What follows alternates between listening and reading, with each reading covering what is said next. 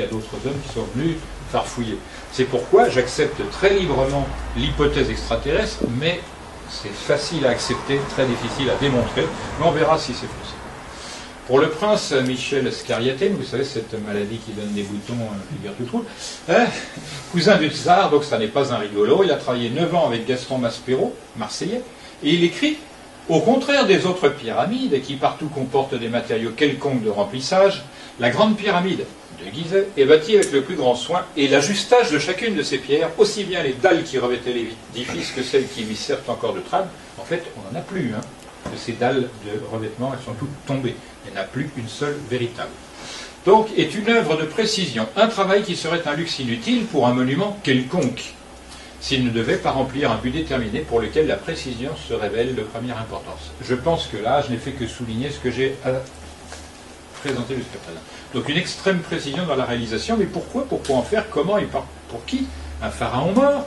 Mais pourquoi? À quoi sert cette précision? Il y a une exigence de précision qui est totalement anachronique. La grande pyramide, sur son radier, alors ça on ne vous le dit pas, le radier c'est un socle en réalité, il y a 60 000 mètres carrés de dallage et tous les blocs sans exception sont différents. C'est-à-dire, vous ne pouvez pas comparer, il n'y a qu'une place, un endroit. Si on voulait refaire la même chose, vous voyez la considérable difficulté. Non seulement ces blocs sont différents quant à la vision de la surface, mais ils sont dans une stéréotomie complexe, c'est-à-dire les angles sont également en volume les uns par rapport aux autres. Et imaginez ce que ça représente, c'est un travail de fou. Et ce travail, il a été fait exclusivement pour une raison, pour résister au séisme. Et en effet, ça a résisté. Le radier, c'est le supplément de programme. On va voir que lorsqu'on se sert du radier ou seulement de la hauteur, les opérations aboutissent à des résultats différents. Il se trouve qu'avec le radier, la hauteur fait donc 281 coudées et non plus 280. Donc, si ces 281 coudées équivalent à 1, à ce moment, la base équivaut au nombre d'or. Là encore, on ne sait pas comment ils font, mais ils le font. La grande pyramide est aux proportions de phi dans son ensemble. Si cette base vaut 2, la hauteur vaudra racine carrée du nombre d'or, et l'apotème, c'est quoi l'apotème? C'est la ligne qui va du sommet au milieu de la base. Ça marche? Donc ce qu'on appelle également l'angle de pente. Eh bien, ça vaudra le nombre d'or lui-même. Et la tangente, c'est quoi la tangente? Elle est dévolontaire, on voudrait dévolontaire. Sinus sur cosinus? Voilà, c'est sinus sur cosinus. Maintenant, on a besoin de deux volontaires. Quel est le sinus, quel est le cosinus d'un angle? Comment on l'exprime? Et sinon, la théorie de la trigonométrie, c'est sympa, c'est un demi-cercle et un rectangle variable. Bon, allez. En dimension ou proportion, donc, les deux constantes sont désignées et elles seules. Demi-base en mètres, 115, 192, hauteur 146, 608, somme totale 115. Regardez, la somme de la hauteur et de la demi-base recommence le jeu. C'est phi carré, non plus pi tout à l'heure en hectomètres, mais là, phi carré en hectomètres. Voilà. Apotème, c'est-à-dire la ligne qui va du sommet au milieu de la base, plus demi-base, on a vu en mètres, mais ça c'est en proportion, somme totale 1, 618 plus 1 égale 2, 618, soit phi carré, non plus en hectomètres, mais en proportion. Là, nous sommes vraiment dans le mystère complet. Ces gens-là se moquent de nous. Voilà ce qui apparaît lorsqu'on utilise la coudée scientifiquement rectifiée, un défilé de coïncidences. Lisez vous-même. Hauteur moins demi-base en mètres égale pi multiplié par 10, c'est-à-dire pi en décamètre. La même chose, hauteur, mais pas moins, mais plus demi-base, toujours en mètres, et là c'est phi carré multiplié par 100 qui apparaît. Donc on nous dit, c'est le système décimal qui est valide, et pas un autre, et uniquement les constantes, que ce soit mètre coudé, le résultat est le même. On continue, c'est toujours hauteur et demi-base, mais cette fois-ci ça n'est ni soustrait ni additionné, c'est multiplié et encoudé. Donc on a les deux référentiels métrologiques, mètre coudé, et toujours en relation avec les constantes. C'est-à-dire multiplié par 1000. Tout à l'heure on a eu 10, on a eu 100, on a 1000 maintenant. Et on va terminer en beauté, si je puis dire, hauteur divisée par demi-base, toujours encoudé. Oh, déception, ça n'est plus ni phi ni pi, ni phi au carré, c'est racine carrée de phi. Voilà. Donc là on a affaire non plus à de la métrologie, mais un mélange de métrologie multiple et de mathématiques pures. Ce ne sont pas des rigolos. À tel point que, alors là, c'est pour demain. Je fais une incidente. Regardez ce nombre-là. Dans le jeu de tarot, il représente quoi? Le nombre 56, le nombre des arcanes mineures. Oui. Ça marche? Oui. Qui a dit oui, là? Oui. Voilà, c'est ça. 14. C'est ça, voilà. Donc 56, vous l'avez ici, la hauteur visible, c'est-à-dire ça divisé par 56, on trouve pi en mètres, la hauteur totale, divisé par 56, on va trouver ça. Le rapport étant 5/6, on voit comment les mathématiques existent chez ces bâtisseurs. Ce sont des correspondances et non plus des valeurs quantitatives, ce sont des valeurs sémantiques. À tel point qu'on retrouve cette fois-ci, mais exprimé en angle. 26 degrés 18, 10, ce ne sont pas mes mesures, hein, ce sont des mesures officielles pour l'angle de pente. Et ici on recommence puisque c'est le même angle retourné, comme on le voit là. En plus, cet angle de 26 degrés 18, il rappelle celui de la diagonale d'un double carré qui fait 26 degrés 33 minutes. On est toujours dans les mêmes valeurs approximatives. Et je vais expliquer quelque chose de facile. Alors, catastrophe, la trigonométrie, on laisse tomber simplement. Regardez, l'angle de pente de la grande pyramide a été calculé pour 51 degrés 50 minutes. Il se trouve que l'angle de pente de phi c'est 51,49, c'est-à-dire inférieur, alors que celui de pi est 51,51 supérieur. La moyenne de ces deux-là égale ça. C'est quand même beau le hasard. Elle est pas belle la vie? On continue. Alors ça c'est pour les amateurs en mathématiques, c'est un petit secret personnel, très rigolo. Mais la moyenne... Donc l'angle moyen de pente de la grande pyramide égale 51 degrés 50. C'est bien, je trouve. On notera au surplus cette extraordinaire coïncidence angulaire supplémentaire, phi, divisé par pi égale 1. C'est invraisemblable ce truc. C'est la valeur angulaire de 51 degrés 50 minutes de tout à l'heure. Comment font-ils pour trouver autant de congruence? C'est là le jeu du jour.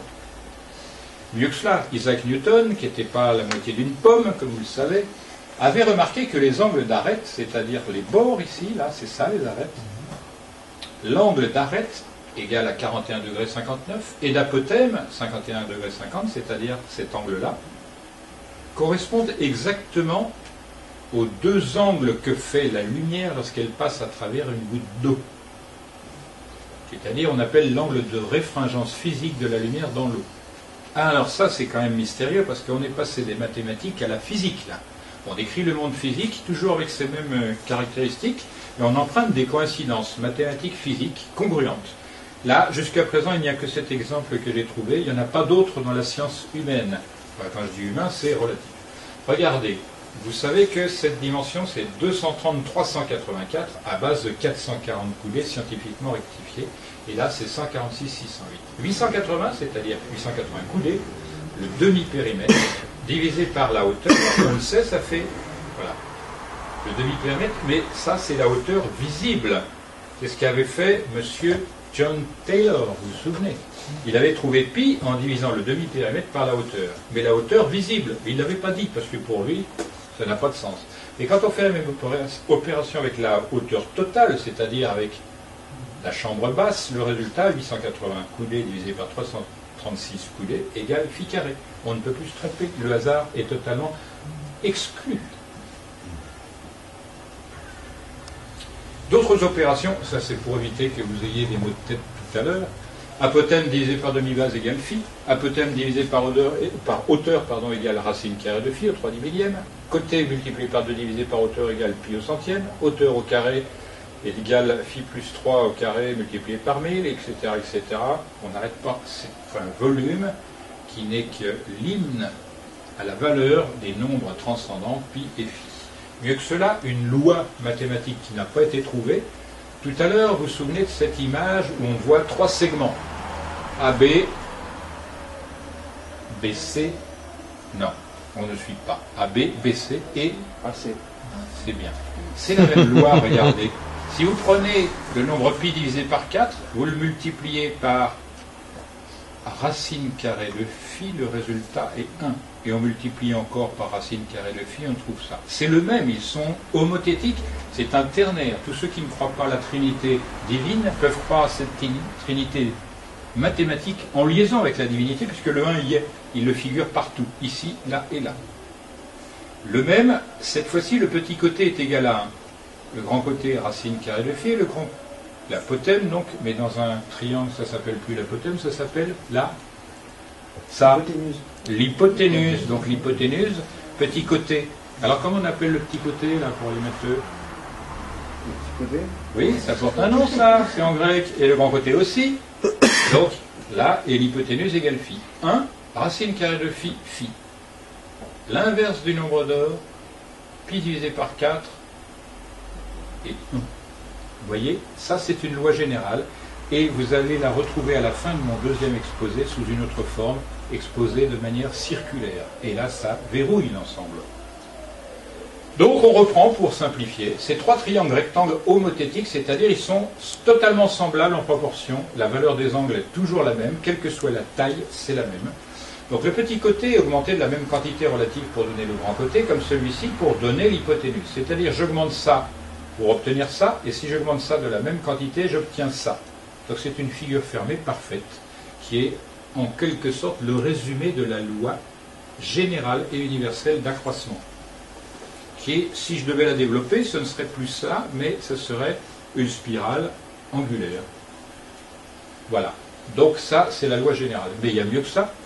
En multipliant le côté d'un carré quelconque par la valeur d'accroissement racine carrée de phi, ça c'est une loi mathématique. Hein. J'aurais pu déposer ça et faire le malin, par exemple, à l'Institut, puis voilà, et ramasser un prix pour ça. On obtient le diamètre d'un cercle dont le périmètre est égal à celui du carré considéré. Donc, je prends ça, je multiplie par ça, et je trouve le diamètre de ces cercles de même périmètre que le carré. Côté du carré multiplié par racine carrée de phi égale diamètre du cercle. Ça, c'est le plan même de cette grande pyramide, vous allez le voir. Hop là, elle est bâtie sur ce principe que je montre immédiatement. Ce carré-là, rouge, a le même périmètre que ce cercle bleu. Et la dimension ici, multipliée par racine carrée du nombre d'or, donne cette dimension-là. Ça marche toujours. Donc, le problème qui se pose, c'est que la hauteur est égale au rayon d'un cercle de même périmètre que la base. Ça, c'est la grande pyramide. Il fallait le trouver. Hein. Cercle, dans la symbolique ancienne, il désigne le ciel, alors que le carré désigne la terre. Le triangle représente la présence divine. Vous avez là un exposé théologique, en réalité. Ça sert beaucoup, normalement, dans les loges maçonniques, puisque c'est ça qui a été transmis, qui a été perdu. Il y a une parole perdue, on ne sait pas où elle est, mais elle est ici encore. De plus, dans la grande pyramide de Gizeh, la somme des valeurs en coudées, du côté du carré et du diamètre du cercle issu de ce carré, font 1000. Regardez, côté du carré égale 460, multiplié par racine carrée de phi égale 560 coulées. 440 plus 560, c'est-à-dire le carré de la Terre plus le diamètre du ciel, ça fait 1000 coulées. On revient à l'unité. C'est quoi le diamètre du ciel? C'est là. Et pour être encore pire que tout, dans ces cornichonneries, vous le prenez, ce vrai carré de base de la grande pyramide, vous tracez ce cercle autour, et ici vous allez intercepter quoi? Vous ne le savez pas? Le centre des trous où les barques ont été mises. Vous vous souvenez les barques sur les bords est et sud, c'est-à-dire les bords les plus dilatés par la chaleur? Eh bien, on trouve des barques. Et elles sont sur cette ligne verticale parallèle au côté, et la distance entre le côté de la pyramide et le centre des cavités où on a mis les barques, c'est égal à pi en décamètre. On ne peut pas se tromper, c'est partout toujours la même chose. Et on va voir que cela, ça se reproduit partout de la même manière. Regardez des curiosités qui traînent ça et là pour attirer l'attention sur le nombre. La hauteur de la chambre médiane, qu'on appelle la chambre de la reine sans raison, c'est 9 coudées. 10 coudées la largeur, 11 coudées la longueur et 12 coudées le sommet du chevron. Donc nous avons 9, 10, 11, 12. Comment ça s'appelle ça, une suite comme ça? Une suite diophantienne. Ça marche? La somme de 9, 10, 11 et 12, ça fait combien? 42. Vous savez pourquoi c'est important, 42?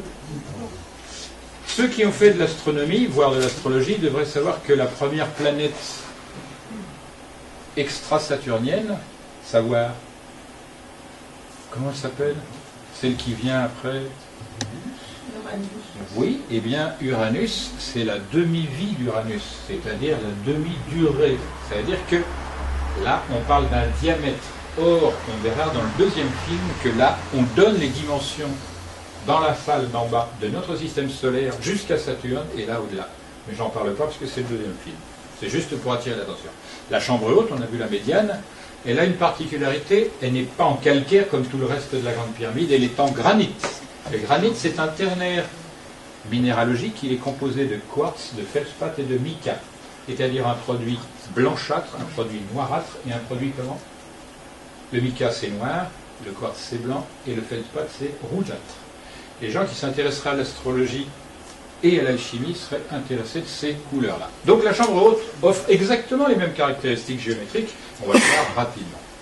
Ce qui est important parce que, comme les pierres de cette chambre n'ont pas été soumises à l'érosion et à la cassure, elles sont parfaites dans leur réalisation, elles sont comme au moment de leur conception et leur réalisation, donc on ne peut pas se tromper, c'est pourquoi on a mesuré cela pour les ailes.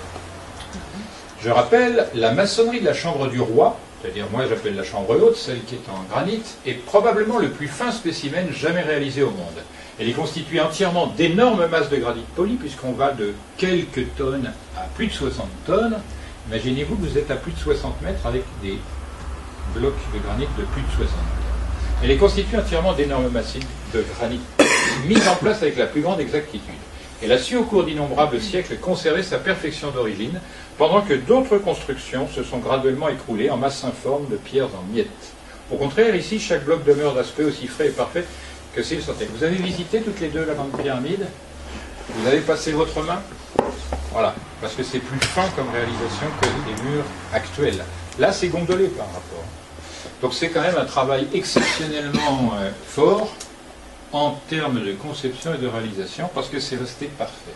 C'était afin que nous y conservions les dimensions réelles. La base de cette chambre, c'est 20 coudées de longueur, soit 10 mètres 472. Je rappelle quand même que cette chambre, elle était celle d'un roi extrêmement puissant, capable de faire pour sa mort édifier un édifice géant.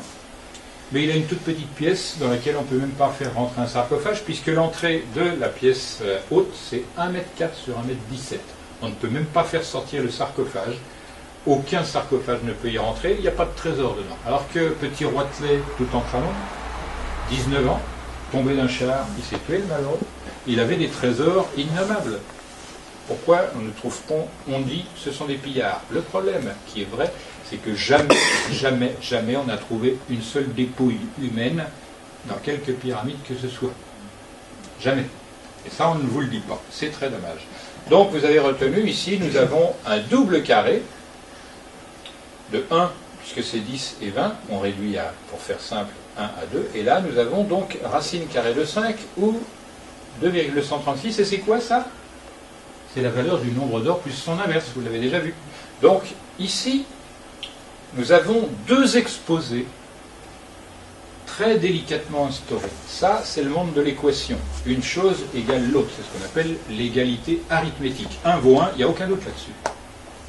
Mais l'égalité harmonique, c'est-à-dire une quantité et une autre qui s'équivalent, non pas dans un prix, mais dans une valeur, ça, on ne le fait pas en science. La chimie, c'est ça. L'alchimie, c'est ça. Or, l'alchimie, c'est une chose beaucoup plus performante, puisque la vie elle-même en découle. Périmètre de triangle de 1 sur 2, sans aucune indication métrologique, c'est 5,236, c'est-à-dire 10 coudées. Et là, c'est encore, on part de mathématiques pures, on arrive à la métrologie, non pas des Égyptiens, mais des bâtisseurs. Donc, aucun problème pour l'agréer. Je rappelle que l'angle de la diagonale, ici, est égal à 26 degrés 33, et non plus 18, mais c'est tout proche tout de même. Origine de la coudée dans la géométrie droite, parce que ces gens-là pratiquent une géométrie droite et une géométrie circulaire, chose qui ne se fait pas dans nos pays voilà, et dans notre science. La coudée est égale au dixième du périmètre, on vient de le voir, sans précision métrologique, petit côté sur 2 degrés, voilà, l'opération. Divisé par 10 donne, voilà, nombre très proche de celui donné par les coudées des égyptologues, mais en mètres. Donc là encore, on est obligé d'admettre que le mètre fait partie du problème, qu'on le veuille ou non, et cela 27 siècles avant notre ère. Premier constat évident, le périmètre, 60 coudées, ça fait 31 mètres 416, c'est-à-dire le nombre de pi exprimé en décamètres. Si on enlève ce petit côté, autre constat évident, bah le résultat c'est 50 coudées, c'est-à-dire phi carré en décamètres. Pourquoi ne le trouve-t-on jamais écrit cela? Mieux que cela, si on construit ce triangle-là, qui est très particulier, c'est un triangle de proportion 3, 4, 5. 3 pour la diagonale du petit côté, 4 pour la longueur du grand côté, et la diagonale transverse de l'ensemble pour 5. 3, 4, 5, ce qu'on appelle un triangle diophantien.